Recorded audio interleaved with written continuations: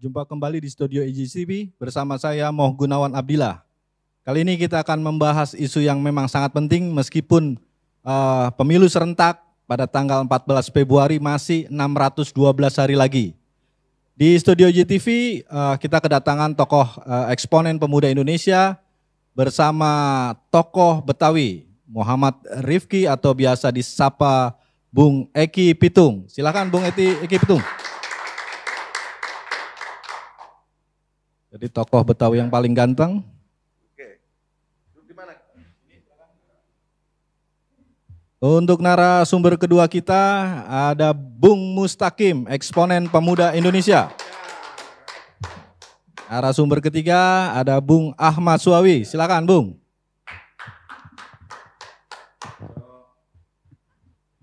Jadi malam ini mungkin Pilpres masih yang tadi saya bilang masih 612 hari lagi dari hari ini.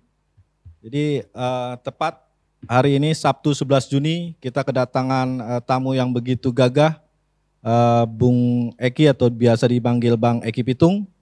Kita akan membahas bagaimana masalah capres yang memang sudah sangat-sangat panas. Hari ini tercatat ada 3 koalisi.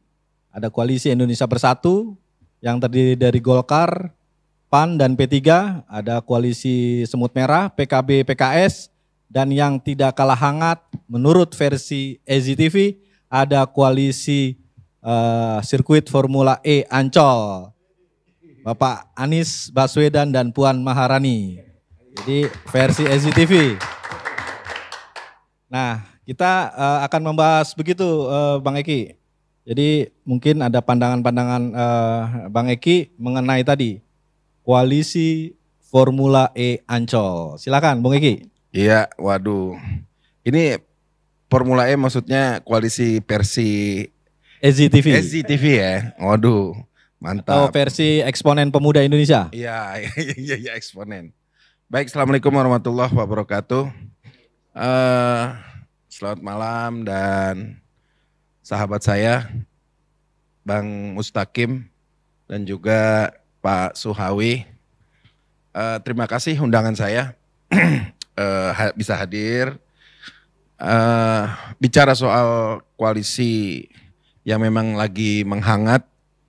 Sebenarnya kalau bicara koalisi di Bapak Anies Rashid Baswedan belum kita bentuk, belum juga ada satu pernyataan resmi dari partai-partai politik yang mendukung pada Bapak Anies Baswedan karena beliau memang selalu menegaskan ingin menyelesaikan dengan baik bagaimana janji-janji beliau di masa kampanye 2017 dan juga ingin menyelesaikan dan menunaikan tugas-tugasnya hingga sampai Oktober 2022.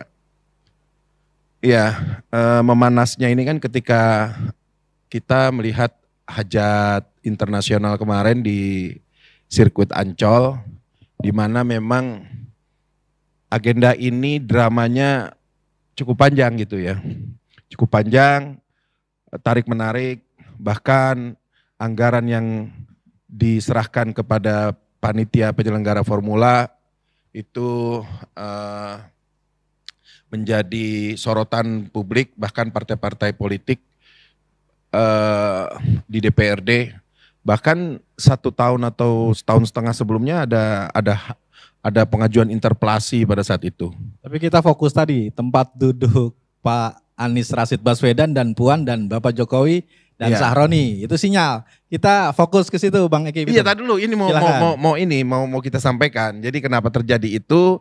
Sebenarnya kan kita mau masuk kepada siapa yang menginterpelasi kenceng pada saat itu. Itu kan adalah PSI dan PDIP, partai yang dalam tanda kutip tidak mendukung Anies Rashid Baswedan di Pilkada 2017. Nah, begitu melihat fenomena Ibu Puan Maharani dan juga Sahroni dan juga Bapak Jokowi dengan duduk sejajar, bahkan Ibu Puan itu meminta foto selfie.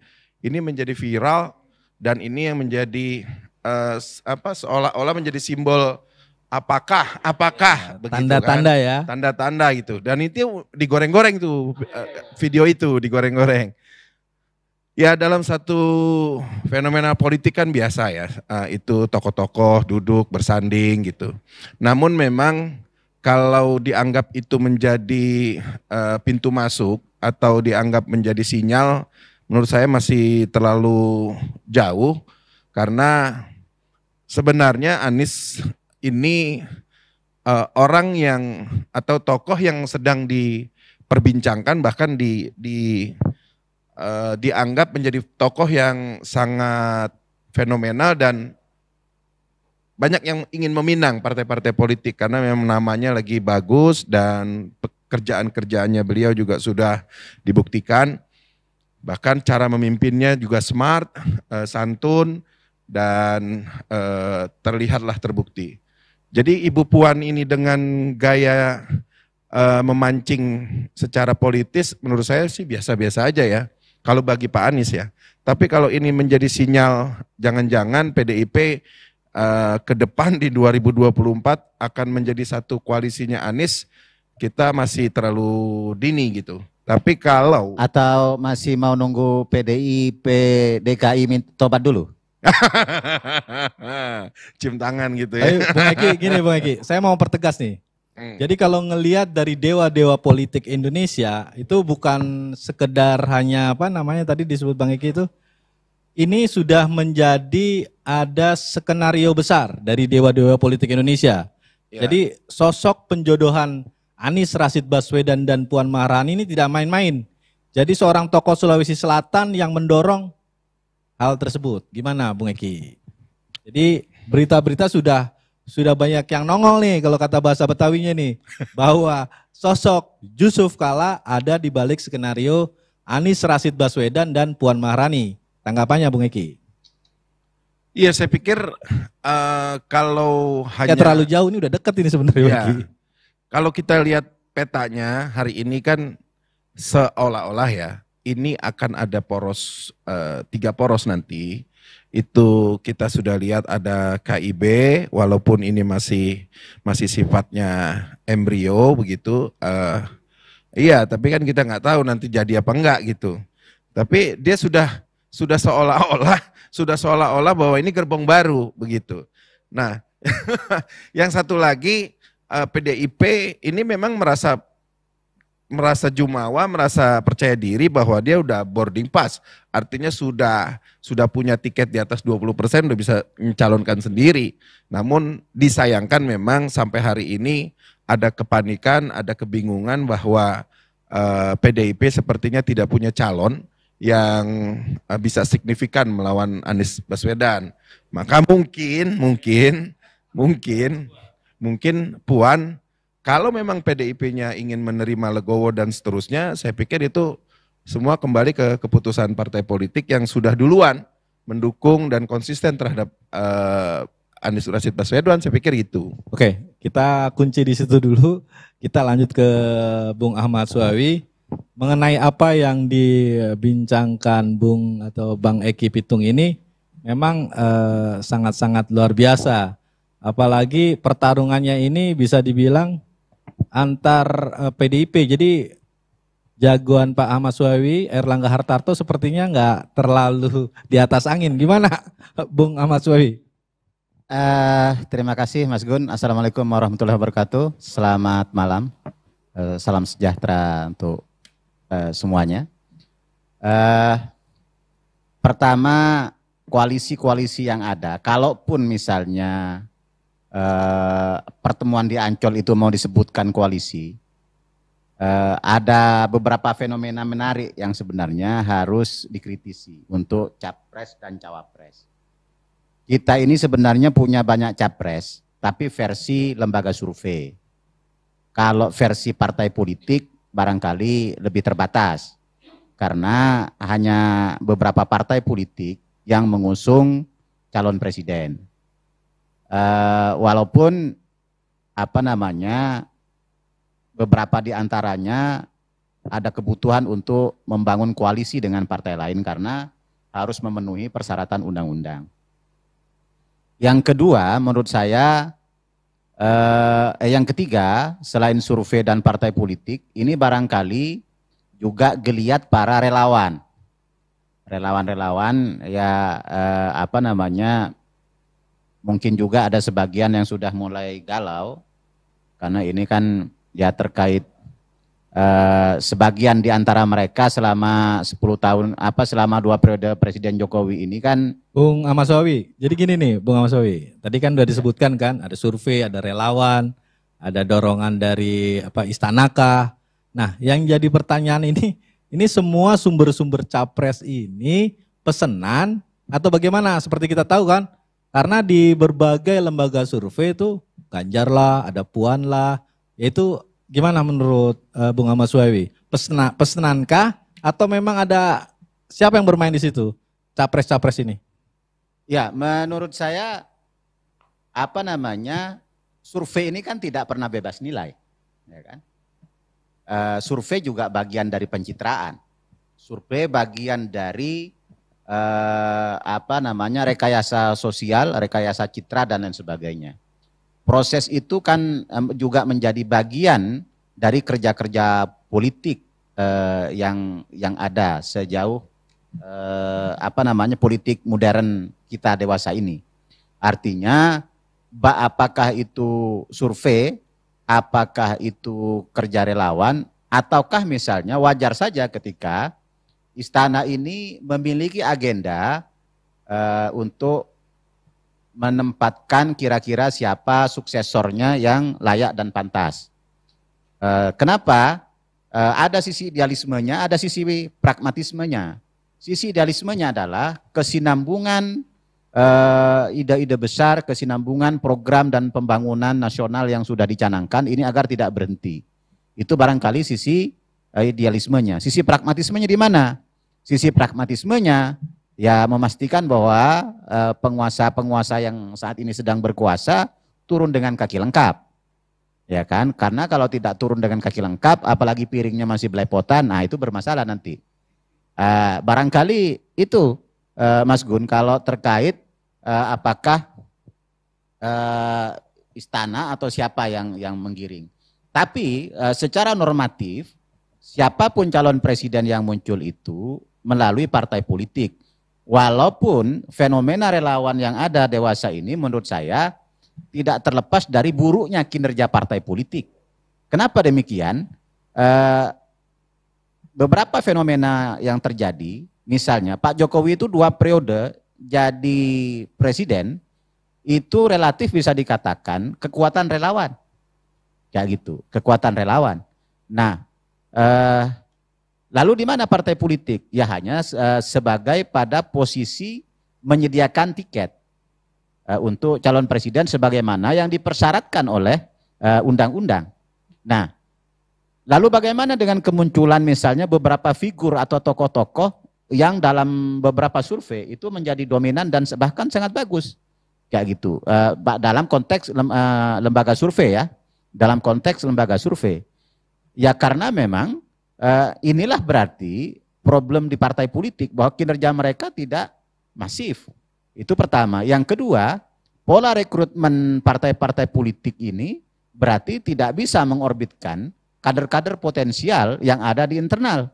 Kayak gitu. Ini persoalan, ada persoalan di dalam partai politik.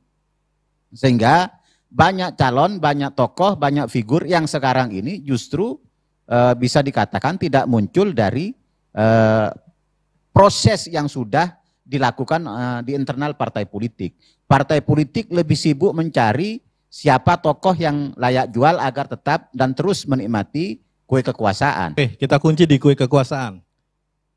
Jadi lanjut ke Bung Mustaqim. Jadi apa yang disampaikan Bang Eki Pitung dan Bung Ahmad Swawi mengenai konstelasi politik ini memang mendekati mungkin trial atau percobaan.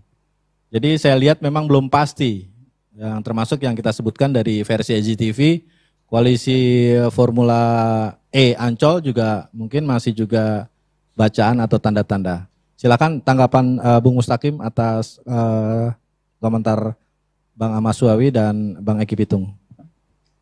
Terima kasih Mas Gun. Assalamualaikum warahmatullahi wabarakatuh. Sahabat saya Bung Eki tadi sudah menangkap bahwa beliau adalah tokoh Betawi, tokoh Jakarta. Tentunya juga pasti saya juga ikuti track record politik beliau, aspirasi politik beliau. Ternyata Bang Eki ini memang betul-betul Anies yang pengen didorong untuk selangkah lagi menuju istana. Ini juga bagian dari suksesor mungkin lah ya, bagaimana mengikuti jejak Pak Jokowi, Gubernur DKI, tinggal dari istana, dari Medan Merdeka Selatan ke Medan Merdeka Utara. Masuk tuh barang. Jadi gini Mas Gun, saya melihat antara kita sepakat dulu bahwa eksponen pemuda Indonesia dalam diskusi malam ini, khususnya SCTV punya perspektif membaca sebagai ada KIB secara de facto memang dan de jure memang dia sudah mendeklar tiga ketua umum partai politik ini membentuk koalisi Indonesia Bersatu, dan satu lagi koalisi ini versinya SJ menarik ini kan, koalisi Formula E Ancol, yang dalam hal ini tadi sudah disebutkan boomingnya atau suksesnya event Formula E di DKI ini telah menggelembungkan perhatian publik kepada sosok Anies Baswedan. Nah ini, dan ditambah lagi dengan selfie-nya Mbak Puan Anies, atau ampun Anies Mbak Puan gitu kan, ampun gitu. Jadi ini luar biasa, ada sebuah SCTV menangkap ini sebagai sebuah koalisi lah gitu kan. Oke, saya melihat ada dua hal yang berbeda. Ini adalah sebuah metode soal tadi disebutkan oleh Mas Suhawi, bagaimana rekrutmen tokoh bangsa ini atau kader bangsa ini atau pemimpin bangsa ini, apakah melalui partai politik, apakah melalui melalui survei, apakah melalui betul-betul kinerja secara kultural di namanya terangkat ke publik. Nah, ini menjadi sebuah hal yang menarik. Kita ketahui bagaimana koalisi Indonesia Bersatu, koalisi tiga partai ini sebetulnya sudah melampaui presidensial threshold 20%, yang mana sudah bisa mencalonkan pasangannya sebetulnya. Tapi faktanya sosok Ketua Umum Golkar juga tidak beranjak itu surveinya, bahkan makin mangkrak surveinya, makin tenggelam. Begitu juga Ketua Umum PAN juga nggak ada wacana ke sana, bahkan apalagi P3. Nah, ketika Ketua Umum ini, apakah ini koalisi genit-genitan? Saya melihat gitu, Pak Suhawi. Apakah koalisi genit sehingga justru membuat suatu koalisi padahal dia sebetulnya punya tiket, istilahnya punya boarding pass tadi ketiga partai ini, tapi ternyata tidak ada sosok yang yang dijagokan. Saya jawab dulu pertanyaan ini. Ya, jadi pertama, koalisi Indonesia Bersatu ini tidak akan mengusung calon presiden versi survei mestinya. Walaupun itu sebagai instrumen politik menjadi faktor penting sebagai dasar pertimbangan. Tapi modal dasar yang dimiliki oleh tiga partai ini sesungguhnya seperti yang disampaikan Pak Mustaqim tadi sudah memenuhi presiden threshold. Artinya syarat untuk mengusung calon presiden. Itu pertama. Jadi itu modal dasarnya. Yang kedua, presiden ini berbeda barangkali dengan pemilu legislatif, di mana pemilihnya itu mayoritas di Jawa. Sesungguhnya siapa menang di Pulau Jawa, Sumatera dan sebagian Sulawesi itu hampir bisa dipastikan dia akan mengungguli pada pilpres yang akan datang. Jadi maksudnya Ganjar? Kalau saya pendapatnya lain nih. Oke, sebentar saya teruskan Mas Gun. Saya tambahin dulu dikit. Boleh? Oke, boleh sedikit. Saya? Ya, boleh. Ya. Enggak, harus disadari bahwa kontestasi pilkada, pilpres ini mendominasi adalah figur. Jadi partai politik hanya berarti dalam konteks tiket, biasanya begitu. Jadi seringkali harus dipahami bagaimana kemenangan seorang SBY di tahun 2004 itu juga semua partai tinggal mengikut SBY pada saat itu. Lalu Jokowi fenomenal juga sama. beliau bukan kader partai politik dan akhirnya partai yang mengikut. Karena apa? Mendompleng popularitas, mendompleng fenomenal pada saat itu. Dan Anies hari ini itu pun sama. Siap. Jadi kalau tidak ngikutin Anies hari Nanti ini, habis Bung Mustaqim, maka saya tegaskan pasti legislatifnya lemah. Begitu aja. Siap. Terima kasih. Oke, Silakan, Mas Gun, Bung saya Mustaqim. teruskan. Jadi saya tadi udah dijawab, ternyata Mas Wawi juga tidak atau welo-welo tadi masih pakai bahasa isyarat. Ini sebetulnya siapa capres yang dimunculkan koalisi ini? Apakah juga padahal punya otoritas partai politik, 3 partai politik punya otoritas, tapi ternyata masih nunggu elektabilitas dari tokoh-tokoh yang nanti muncul, atau bahkan mungkin nunggu arahan khusus dari presiden sebagai sebagai endorsement politik nantinya. Oke, saya lihat berbeda dengan KIB ya, punya punya otoritas membentuk koalisi karena melebihi presidensial threshold 20%, tapi ternyata tidak ada tokohnya. Nah, berbeda dengan koalisi versi eksponen pemuda Indonesia saat ini, bahwa kita melihat ada koalisi Formula E Ancol. Karena selfie-nya Anies Baswedan ini adalah juga salah satu sudah meruntuhkan atau mengindikasikan bahwa ternyata baik-baik saja kok Mbak Puan atau Anies. Yang Anies sendiri adalah mungkin, kalau Bung Eki tadi kan kita declare malam ini beliau adalah pendukung Anies lah gitu. Yang beliau tokoh tapi tidak ada partai politik gitu Mas Gun. Ya, okay. Tidak ada partai politik. Kita akan lanjut ke Bung Eki nih. Sebentar. Dengan tidak ada partai politik tapi pasti pede. Nah ini kan artinya apa? Justru mengikuti pola ini dengan Anies akan mengikuti sosok Pak Jokowi. Tadi saya bilang dari Medan Merdeka Selatan ke Medan Merdeka Utara selangkah lagi. Begitu juga saya melihat yang disampaikan tadi adalah teori kotel efek. Jadi bagaimana partai politik ini melamar kepada tokoh yang populer, melamar tokoh-tokoh yang elektabilitasnya tinggi, sehingga dengan kotel efek ini akan menarik perolehan suara partai pendukung Anies karena dianggap populer. Jadi itu Mas Gun, koalisi ini saya melihat keduanya sebagai sebuah metode yang di satu sisi sudah mampu secara politik, udah punya tiket tapi nggak ada tokohnya. Ya. Di satu sisi ada sosok Anies Baswedan tapi tidak punya partai politik. Nah ini menurut saya menjadi sebuah menarik.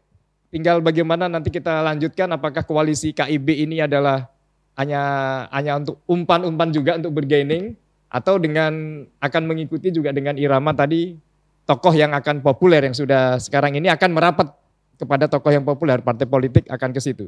Terima kasih. Oke, terima kasih Bung Mustaqim. Nah kita lanjut nih ke Bung Eki nih. Bung Eki, tadi gambaran dari Bung Mustaqim sudah jelas tadi. Bahwa Anies Baswedan kekurangannya di Pilpres 2024 adalah tidak punya kendaraan politik untuk capres. Nah maksudnya ini kan saat Bisa ini memang saya jawab belum. langsung. Oke, langsung silakan. Iya sebenarnya saya bilang satu pengalaman yang terjadi pada Susilo Bambang Yudhoyono. Waktu itu belum ada partai beliau di 2004. Ketika Demokrat partai baru dan mendorong, lalu partai-partai lama juga ikut mendorong karena popularitasnya. Lalu Jokowi pun sama begitu. Tidak ada partai yang akhirnya juga pada saat itu hanya PDIP dan itu juga bukan kader fungsional sebatas simpatisannya saja, dan masuk ke Jakarta didorong dengan Gerindra dan PDIP lalu tambah populer dan didukung karena memang fenomenal, publik menghendaki seorang tokoh figur seperti beliau.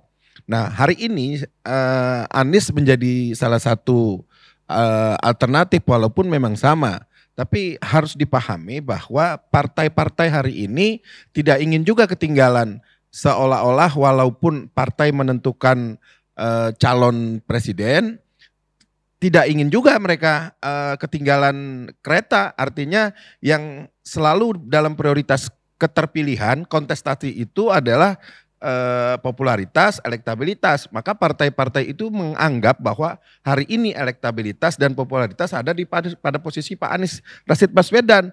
Maka akhirnya partai-partai itu memprioritaskan dan menjadi diskusi menarik mereka atas keputusan-keputusan di Raker, keputusan di Munas, itu akan mendorong Anies Rashid Baswedan. Itu sudah kelihatan itu partai-partai yang sudah kelihatan mendukung beliau. Pertanyaan saya, apa namanya, Pak Anies ini kan sekarang masih gubernur DKI, ya kan? Survei selalu tinggi, di mana-mana dinyanyikan, sepertinya persiapannya sudah rapi betul untuk menjadi RI 1. Pertanyaan saya, pemodalnya dari mana? Cocok itu. Nanyanya kemana ini? Nanyanya kemana? Nanya ke saya atau ke Pak Mustaqim? Pemodalnya dari mana? Masa pemodal kita perlu kasih tahu Bapak? Aduh, kalau orang sudah berani dicalonkan dan mencalonkan diri, sudah pasti itu semua perangkatnya sudah siap Bapak. Ini pertanyaan Kekhawatiran saya, ya kan? Jangan-jangan bandarnya sama yaitu saja. Republik ini tidak akan beranjak dan di sini-sini saja. Ini sama Kalau seperti KNPI bandarnya Pak. Jadi ngelihatnya lokalisasi kecil, lingkup kecil. Gini Bang Eki, mungkin gini kali. Ini justru gue udah punya partai nih, Koalisi Indonesia Baru nih kan. Anies mau masuk nggak? Ada nggak? Wani Piro. Mungkin seperti itu. Nah, kalau ini yang terjadi, maka Saya pikir KIB menjadi betul-betul adalah koalisi yang sia-sia. Dalam artian justru dia genit menurut saya. KIB ini yang mana nih? KIB. Jelasin dulu partainya yang mana KIB. Oh, KIB kan jelas kan, ada ketua umumnya partainya Mas Suhawi kan. Ya, gitu kan. ada Golkar, ada Golkar, ada PAN, ada sama P3. P3. Nah, Ya. ini Masih ada nggak tuh nanti ke depannya tuh? Masih Ya. 2000. enggak, maksud saya gini, bahwa Bukan ini 2024 ini KIB lolos gak? Maksudnya pimpinannya masih itu gak gitu? Kan kita gak tahu. Ya, kita bicara yang sekarang dulu lah. Kalau soal itu, jangan juga terlalu menekan. Kan? Ya kan kita gak tahu, bukan soal menekan Jadi nih. begini.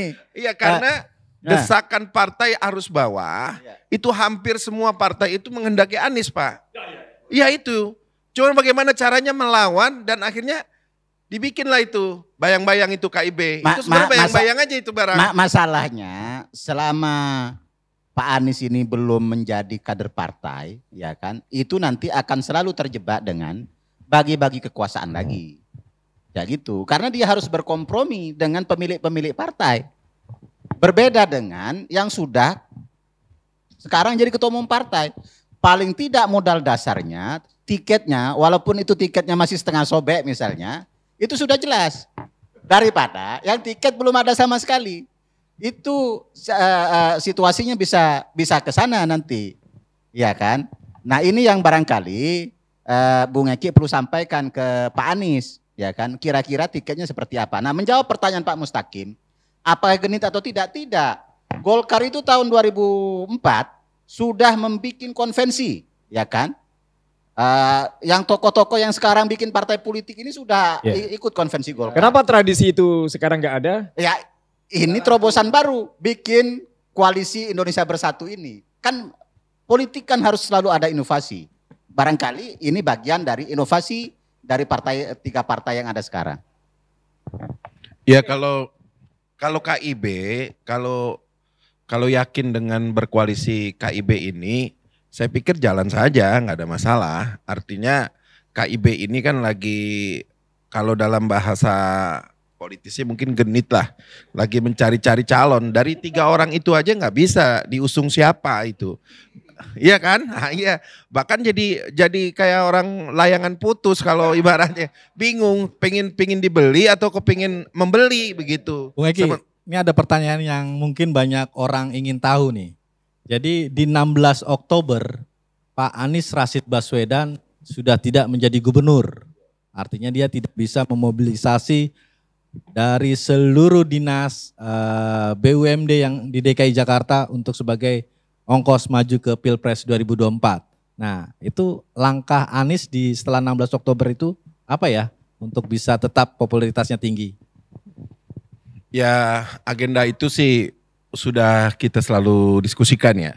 Artinya pasca sudah tidak menjabat di DKI Jakarta, bahkan agenda-agenda keliling partai pendukung ada, lalu juga di relawan, dan beliau juga kan bukan tokoh lokal, artinya tokoh nasional.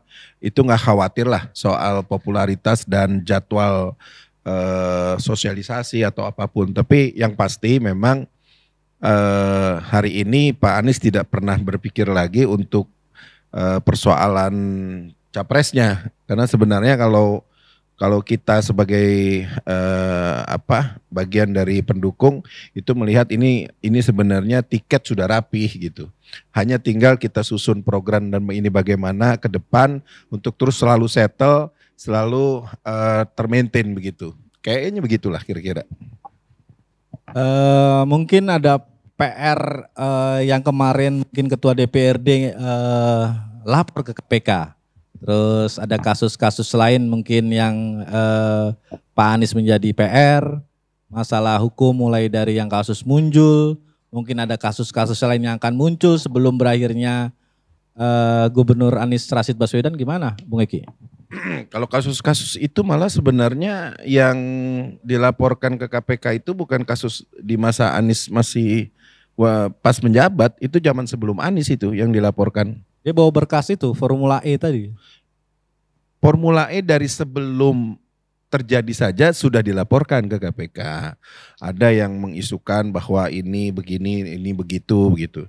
Tapi kita sadar bahwa Anies ini seorang gubernur. Jadi seorang pemimpin itu selama dia tidak menikmati ada aliran dana ke rekening pribadi, itu bukan disebut korupsi dia. Tapi semuanya itu perlu uji kelayakan. Cuma memang ada orang-orang atau sekelompok yang memang seolah-olah anggaran ini dikorupsi atau banyak korupsinya. Semua selama itu laporan pertanggungjawabannya jelas, semuanya jelas, clear and clean. Saya pikir ini cuma hanya permainan isu politik saja sih. Karena keberhasilan itu pasti memang tidak menjadi setiap musuh itu melihatnya baik. Pasti ada celah-celah yang dia mainkan isu itu. Biasalah menurut kita dalam satu dinamika politik pasti ada lapor-melapor dan seterusnya. Selama itu tidak bisa dibuktikan dan KPK juga clear, saya pikir ini malah menambah popularitas Pak Anies. Terima kasih. Oke, kita lanjut ke Bung Ahmad Suawi lagi nih, Bung. Tadi udah ngelihat bagaimana potensialnya Bapak Anies Rashid Baswedan mungkin dilirik partai-partai yang lain, mulai dari Koalisi Semut Merah, Koalisi Indonesia Bersatu, bahkan PDIP sendiri juga melirik Pak Anies Rashid Baswedan. Gimana tanggapan Bung Ahmad Suawi? Ya, menurut saya seperti tadi banyak disampaikan oleh narasumber yang lain bahwa memang tidak berjalannya fungsi partai politik belakangan ini menjadikan kemudian pragmatisme partai itu terlalu mendominasi sehingga dia berharap ada kotel efek ya atau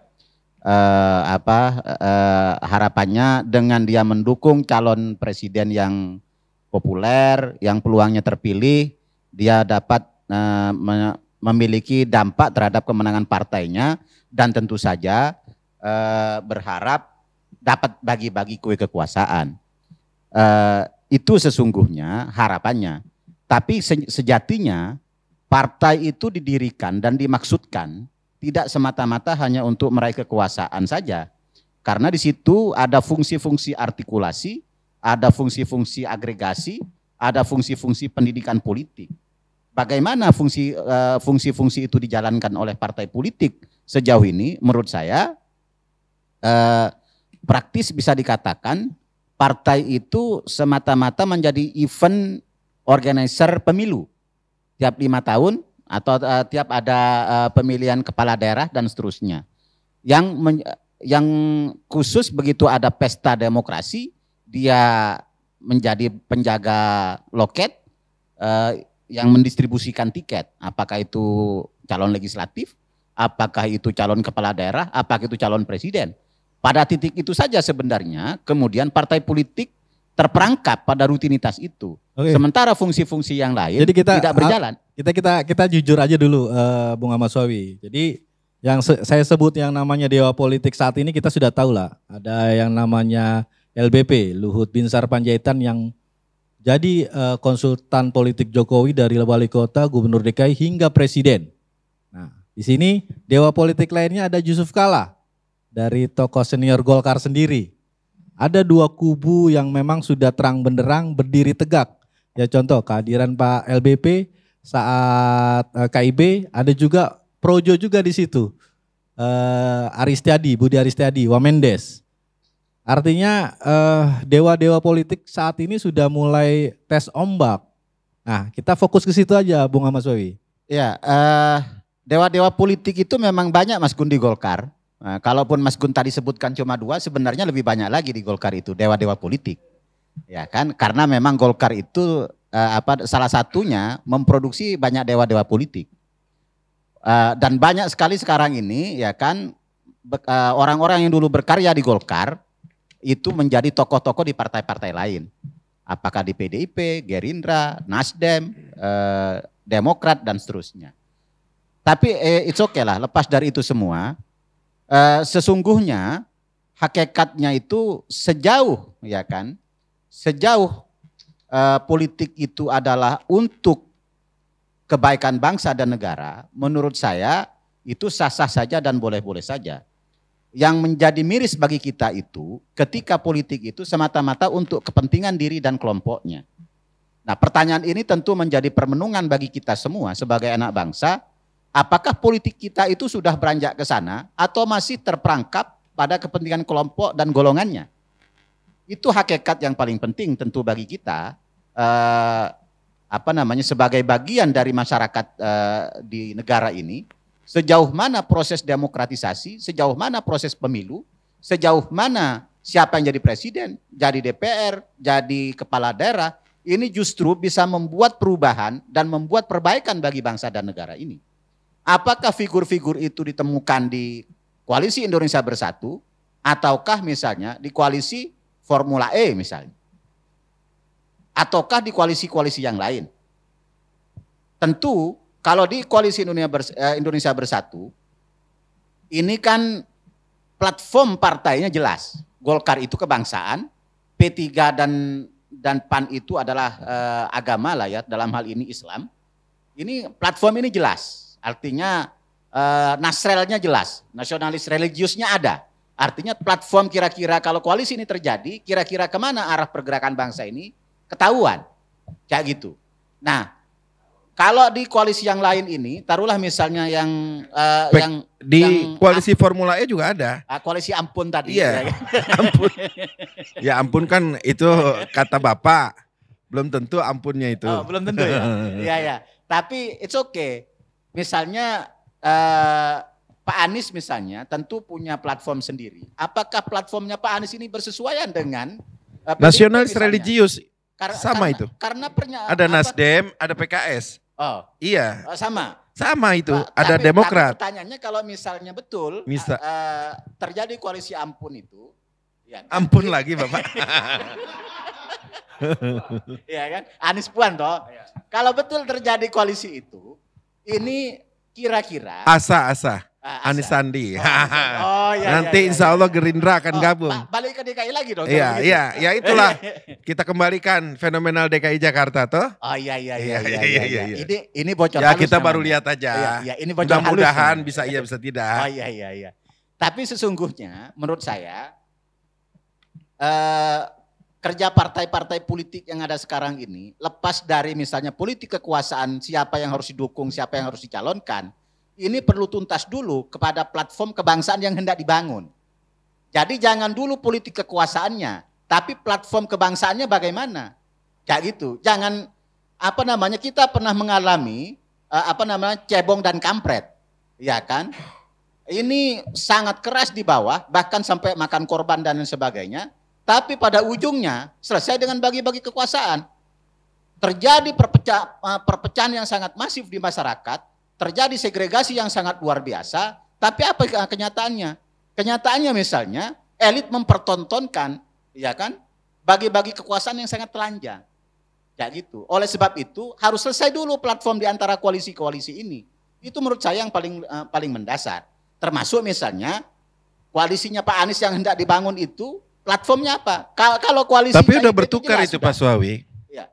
Itu udah bertukar. PAN itu adalah partai pendukung Anies. kemarin di DKI. Jadi PAN sekarang ada di sana, lalu Nasdem bertukar ke sini, udah bertukar itu udah artinya sudah normatif itu, udah saling bertukar. Oke. Nggak ada yang salah, Pak. Kita lanjut ke Bung Mustaqim ini mengenai konstelasi perpecahan, apalagi Bung Eki sudah bocorkan mengenai ASA. Anies Sandi. Itu harapan, asa Ya kan? harapan. ASA Harapan dan Bung Ahmad Suawi Ampun. Anies Puan. Jadi ada dua koalisi besar yang sudah mengerucut nih. Tapi ujung-ujungnya gini, apa yang diberikan Jokowi mengenai posisi Prabowo, Sandiaga Uno di kabinetnya itu adalah merupakan tadi Pak Ahmad Suawi bilang bagi-bagi kekuasaan. Tapi menurut saya itu untuk demi persatuan Republik Indonesia. Silakan Bung Mustaqim.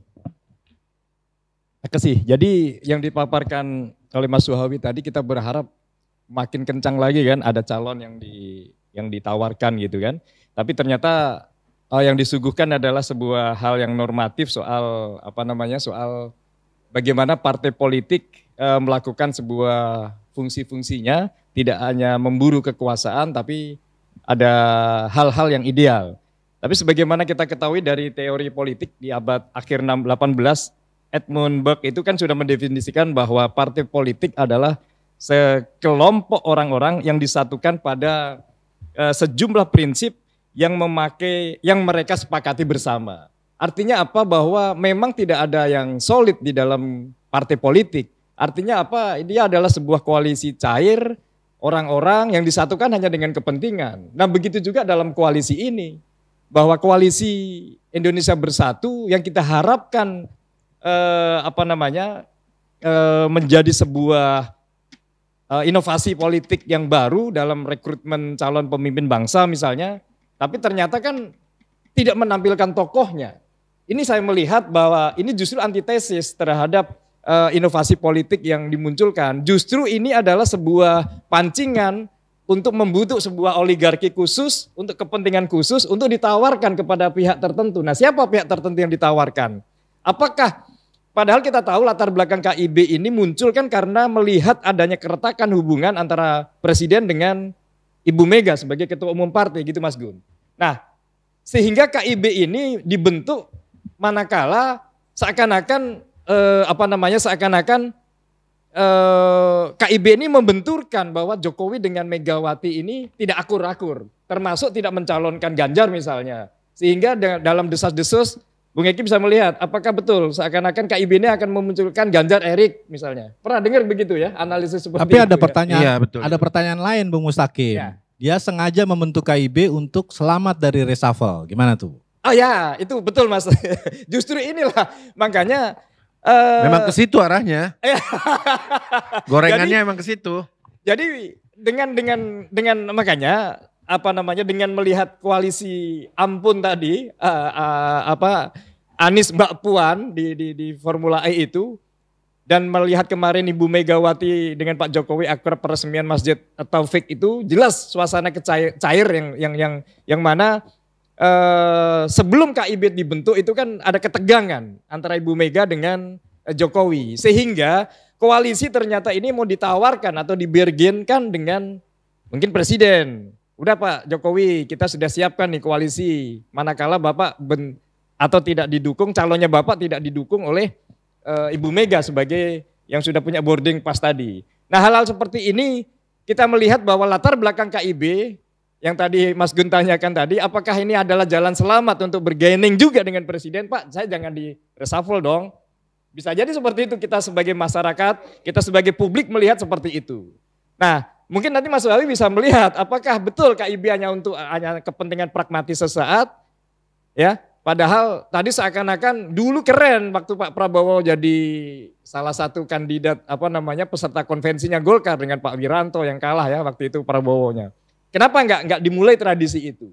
Nah sehingga justru malah membuat sebuah koalisi tapi justru tidak ada tokohnya. Padahal kan ini adalah koalisi yang koalisi capres adalah harus sudah spesifik membentuk nama. Nah makanya saya salut dengan ketokohan Pak Anies dengan teori kotel efek itu, sehingga partai politik atau tokoh populer seperti Jokowi kemarin yang edisi sebelumnya, beliau tidak punya partai, dia bahkan dicap sebagai petugas partai, tapi jadi capres dan terpilih jadi presiden. Begitu juga ini sebuah inovasi baru justru yang sekarang ini. Tidak perlu membentuk sebuah koalisi partai politik, bekerja saja, mungkin publik malah bisa menilai. Nah kami melihat upaya inovasi politik ini ada pada justru ada pada sosok atau partai politik yang mendekati sosok yang populer termasuk yang punya elektabilitas tinggi. Kenapa? Karena dengan rekrutmen tadi yang kita sampaikan bahwa resources sumber resource atau sumber pemimpin bangsa ini bisa melalui partai politik, bahkan bisa disetting melalui dengan opini publik, dengan survei, dengan teknologi survei. Terus hal ini juga akan memancing, akan mendekati partai politik untuk mendorong kepada sosok yang punya elektabilitas tinggi. Jadi tinggi. kalau dibilang Pak Anies Rashid Baswedan tidak perlu KIB dong? Bisa dikatakan begitu, tapi bisa jadi juga nanti, kan kembali lagi kalau kita koalisi ampun tadi, karena ada gaya-gaya, gara-gara selfie sebetulnya kan ada koalisi ampun Anies Mbak Puan ini, artinya apa? Bahwa di sini KIB sudah anti klimaks. Artinya apa? Awal KIB saya melihat di sini ada dia memanfaatkan momentum keretakan hubungan Jokowi dengan Megawati. Nah begitu Puan walaupun kapasitas sebagai DPR di Formula E, tapi dengan itulah publik melihat hubungan itu sudah tidak panas lagi, artinya sudah kembali ke harmonis. Nah, bisa jadi kondisi seperti ini endorsement politik untuk memberikan legasi politik Pak Jokowi setelah 2024, ya ini mungkin masih panjang teka-tekinya. Bisa saja mungkin yang di-endorse ya, oke Pak Anies, karena Bapak mengikuti jejak saya dari gubernur ke presiden, ataupun sama tidak punya partai, dan terpilih juga, ya bisa jadi mengikuti seperti itu Mas Gun. Saya tambahin sedikit, jadi sebenarnya saya melihat ada kegamangan KIB. Bapak jangan ketawa Pak. Kegamangan KIB ini bisa dua sisi kita lihat. Bisa salah satunya adalah kegamangan tidak ada calon presiden yang memiliki elektabilitas cukup signifikan. Yang kedua memang genit kepada hari ini, genit kepada hari ini yang reshuffle begitu. Jadi seharusnya ya, saya melihatnya Partai Golkar inilah yang dari tiga partai besar ini, saya pikir Golkar ini yang paling terbesar menurut saya dari tiga ini. Seharusnya gitu belajar ya, Golkar itu seharusnya belajar kepada peristiwa ketika Abu Rizal Bakri memimpin partai besar Golkar pada saat itu, bagaimana partai ini diperhitungkan dan pernah berkuasa 32 tahun, lalu ketika dipimpin dan gamang pada saat itu sehingga dia kesana kesini untuk mencari calon presiden yang awal-awal dideklarasikan sebagai calon presiden, lalu akhirnya kemana kesana kesini ke partai-partai dan akhirnya tidak diambil gitu, partai besar yang tidak bisa mencalonkan diri, ini miris sebenarnya. Nah yang saya maksud juga pada Prabowo yang kita lihat seharusnya dalam kasat mata harus menang begitu, tapi hari itu Tuhan berkehendak lain. Artinya yang tidak diperhitungkan ini yang orang sosok yang tidak diperhitungkan secara rutinitas kita melihat figur pemimpin yang Partai Golkar partai besar dan jaringan yang begitu kuat, Prabowo, Gerindra punya prajurit dan bahkan alumni dari Kopassus dan seterusnya. Ini di luar nalar akal sehat ini pasti nggak bisa kalah, tapi bisa dikalahkan. Nah, yang seharusnya partai-partai hari ini belajar dari itu. Belajar dari itu, melihat bahwa fenomenal. Kalau sudah ada ketokohan, ya tidak bisa tawar-menawar, maka partai politik untuk kontestasi presiden, ini sudah suara rakyat. Artinya sudah tidak bisa dipaksakan suara partai karena seolah-olah dia pemegang tiket lalu bisa menentukan. Tidak juga. Jadi seharusnya paham itu dengan belajar yang kemarin. Seorang Abu Rizal Bakri tidak bisa yang seharusnya punya tiket begitu. Dengan Prabowo yang seharusnya juga udah besar. Nah ini yang fenomena ini seharusnya dipelajari dan menjadi pengalaman. Nah hari ini dia genit dengan tiga partai seolah-olah apakah dia lagi buka warung atau memang bagaimana, nggak tahu kita. Iya kan? Buka warung atau memang sengaja bayang-bayang aja biar ditawar tinggi. Begitulah kira-kira. Ini harus dijelaskan ini Mas Gun. Ya. Harus dijelaskan. Jadi begini, Warung bedanya ya kan, Koalisi Indonesia Bersatu atau KIB dengan koalisi Formula E itu atau yang Mustaqim sebut sebagai koalisi ampun, ya kan? Itu bedanya kalau di sini ini sudah punya supir tapi belum jelas kendaraan, kalau sini ini kendaraan sudah jelas. Tinggal dan dari tiga-tiganya itu bisa nyupir. Jadi siapapun itu dipastikan bisa nyupir. Ya kan? Kendaraan sudah ada. Persoalannya ya kan? Persoalannya siapa yang harus diputuskan menjadi supir di antara koalisi ini? Bapak ini tugasnya di Organda atau gimana nih? Tentu Transjakarta. tentu ya kan. Ya ini istilah analogi. Sehingga asumsinya mereka ini hanya perlu menyamakan frekuensi. Berapa kecepatan harus diatur, start jam berapa, pulang jam berapa. Kurang lebihnya begitu. Kalau yang di koalisi ampun ini ya kan, kendaraan harus jelas dulu. Ya kan? Banyak orang bisa supir. Tapi kalau misalnya kendaraan belum ada, ya kan tidak bisa juga dipaksakan karena syarat untuk menjadi calon presiden dan calon wakil presiden itu harus didukung oleh partai politik atau gabungan partai politik. Iya. Ya kan? Nah, Kong Eki harus pastikan itu. Kalau misalnya Pak Anies ini mau masuk ke KIB, ya silakan bicarakan dengan partai-partai yang ada di situ. Udah mumpung lagi buka warung ya. Iya, jadi buka warung tadi. Iya, tunggu ada yang belanja. Tapi pastikan ya kan, kalau misalnya mau masuk ke KIB atau koalisi yang lain itu, memang pesan saya ini, buat Kong Eki yang sudah berkhidmat di situ, pesan saya pastikan platformnya Pak Anies itu sesuai dengan platform partai-partai itu. Sehingga nanti tidak tidak kerepotan di tengah jalan. Jangan sampai sopir bajai dikasih pinjam mobil Ferrari. Kecepatan tidak sama, frekuensi tidak sama. Begitu. Pak, kelasnya udah Formula E, Pak, kita mobil listrik. Kita udah mobil listrik, Pak. Udah bicara masa depan. Listrik masih udah mahal. bicara masa depan, jadi udah nggak main bajai. Bajai ini udah nggak ada. Listrik masih Bapak, aduh, cemana? Kita udah mobil listrik, Pak. Ya, aduh, Pak Suhawi ini. Closing statement. Mas Gun, saya sebentar. Ini Oke. kembali lagi bahwa secara apa ya? Ini Mas Suhawi masih makin mutar-mutar nih justru KIB ini. Bener-bener ini dagang ini. Ini masih buka warung nunggu pembeli kali ya. Jadi masih nunggu pembeli. Nah, justru disinilah pengingkaran terhadap apa ya namanya partai politik itu sendiri yang memang katanya tadi disebutkan tidak untuk mencari kekuasaan, tapi justru nyari pembeli untuk berkuasa gitu. Nah, kembali lagi kepada begini Pak Mustaqim. Jadi tidak pas juga kalau dianggap KIB itu berdagang. Ini harus saya jelaskan. KIB ini adalah bagian dari menyamakan persepsi dan interpretasi terhadap politik elektoral itu sendiri. Ya kan?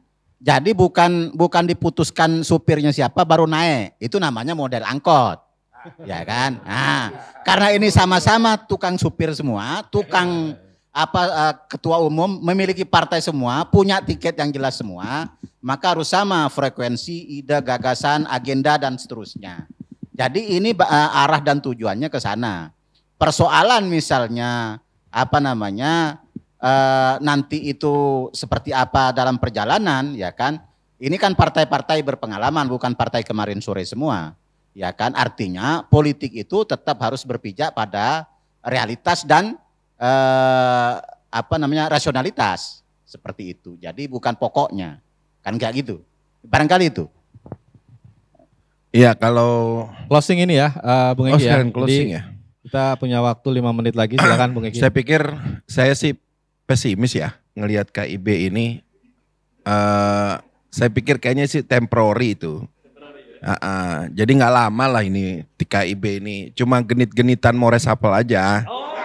Iya kan? Nggak serius dia, nggak serius. Ya, menyapres. Yang lebih kita pahami juga bahwa partai-partai ini memang lagi, ya bisa saja dia mencari calon baru yang memungkinkan bisa dia dorong bahwa ketua umum partai Golkar ini capresnya, cawapresnya siapa begitu. Nah ini kan orang sudah semua paham lah. Namun kan kita lihat dinamikanya, kalau ini menjadi kendaraan baru atau poros baru, saya pesimis kalau kendaraan ini bisa masuk dalam elektabilitas bisa sejajar dengan calon presiden dari Formula E begitu, sama ya mungkin PDIP nanti punya sendiri dengan PKB mungkin ya, tapi ini semua masih dinamis. Yang paling terpenting buat kita adalah bagaimana ketokohan hari ini Bapak Anies Rashid Baswedan tidak merasa dia tidak akan ada tiket itu sebenarnya. Dari sejak awal itu partai-partai yang sudah konsisten dan hanya tinggal dalam tanda kutip resmi saja. Tapi kalau dalam dukungan lalu dalam badan partai itu kemana itu selalu disampaikan dalam forum-forum. Jadi menurut saya kekhawatiran Pak Suhawi soal sopir-sopir ini nggak punya kendaraan dan seterusnya itu salah besar, bahwa ketika Pak Anies ini memang di Jakarta itu pun sudah diproyeksikan akan calon presiden, dan ini bersyukur satu anugerah beliau lompatannya dari Jakarta ya mirip-mirip dengan Pak Jokowi, dan di sini fenomena partai-partai yang akan mendukung saya yakin sudah rapi. Dari tadi saya bilang bahwa sebenarnya sudah rapi, tinggal menunggu aja nih pembukaan pendaftaran calon presiden sebenarnya udah rapi. Hanya tinggal yang mau jadi pengekor atau ngikutin ini yang gengsi-gengsi, bikinlah tuh KIB begitu ceritanya. Ya kan, terima kasih lah begitu kira-kira. Oke, siap. Oke, kita beri aplaus untuk seluruh narasumber kita. Bung Eki, tokoh Betawi, Bung Mustaqim dan Bung Ahmad Suhawi. Oh, masih ada satu lagi? Siap. Malu aku malu. Gimana? Pada semut merah yang berbaris di dinding menatapku curiga. Seakan penuh tanya, sedang apa di sini? Nah, ini semut merah lagi menatap kita nih kan. Nah, begitu juga nanti, ini artinya apa? Dengan koalisi semut merah, ini semakin akan mengikuti jejak KIB. Yang kita istilahkan tadi genit-genit, akhirnya apa? Membuat sebuah koalisi, tapi ternyata tidak ada tokoh yang disorong. Bahkan kalau koalisi semut merah kan memang jelas masih kurang kan, PKB, PKS. Jadi masih kurang 1,2%, ternyata kalau untuk mencapai 20%. Masih butuh koalisi lain. Nah, akhirnya apa Mas Gun? Kalau semut merah ini adalah koalisi yang terbaru per sekarang ini, ada poros, dia dianggap sebagai poros tengah, maka ini juga bagian dari bagian dari sebuah ijtihad politik bolehlah gitu kan, untuk mencari pemimpin bangsa yang berkhidmat untuk rakyat, betul-betul tidak mengandalkan elektabilitas saja, tapi benar-benar berani nggak partai politik yang koalisi ini mencalonkan Airlangga Hartarto sebagai capres misalnya, atau koalisi ini dengan Caimin misalnya PKB-nya. Sehingga apa? Kalau itu yang terjadi, maka di closing statement ini kami tegaskan di Eksponen Pemuda Indonesia, kalau itu terjadi bahwa politik elektoral selamat tinggal. Artinya apa? Tidak mengedepankan survei. Golkar itu sudah memutuskan calon presidennya itu Airlangga Hartarto. Itu keputusan Munas. Kecuali ada Munaslup. Itu keputusan Munas. Bapak kayaknya mau memunaslup kan atau gimana? Jadi nggak akan kelar-kelar ini. DPD lah kalau itu. DPD. Oke. Nah, jadi gitu Mas Gun. Kalau manakala ini berani ya memutuskan Caimin misalnya dengan koalisi PKB, yang koalisi yang semut merah tadi Caimin, yang KIB adalah Airlangga Hartarto sebagai capresnya, maka selamat tinggal politik elektabilitas. Artinya apa? Di sini betul-betul memunculkan ada tokoh baru yang benar-benar udah kita nggak peduli. Kalau memang demikian maka kita salut kepada partai politik sudah meninggalkan politik elektabilitas yang bisa diboomkan oleh lembaga survei. Tapi kalau memang benar-benar tidak, maka kita juga apresiasi Anies adalah tanpa partai politik, tapi dia benar-benar dia partai politik lah yang mendukungnya. Ya, Terima kasih. terima kasih itu. Benar itu. Cuman KIB kalau saya rasa mungkin tinggal 2-3 bulan lagi juga udah Jadi kita pecah akan ada lagi tuh. sesi selanjutnya aja Bung Eki. Jadi nggak akan kelar-kelar ini. Oke, demikian pemirsa EJ TV. Bincang-bincang kita dengan tokoh Betawi, Bang Eki Pitung, tokoh eksponen pemuda Indonesia, Bung Mustaqim, dan Bung Ahmad Suwawi. Jadi kalau kita tangkap dari para narasumber ini, kita sudah sangat jelas bagaimana mengerututnya pilihan Bung Eki yang harapannya adalah Anies Sandi. Sedangkan dari beberapa pengamat ada yang menginginkan karena ada kode-kode sinyal di Formula E, Anies Puan. Semua pilihan ada di tangan rakyat Indonesia. Rekam jejak mereka sudah jelas, terang benderang. Silakan lakukan pilihannya nanti pada 14 Februari 2024. Namun 4 hari lagi apakah ada reshuffle dari Presiden Jokowi? Nah, kita tunggu, itu juga akan merubah konstelasi politik Indonesia. Saya Mau Gunawan, undur diri, salam Indonesia.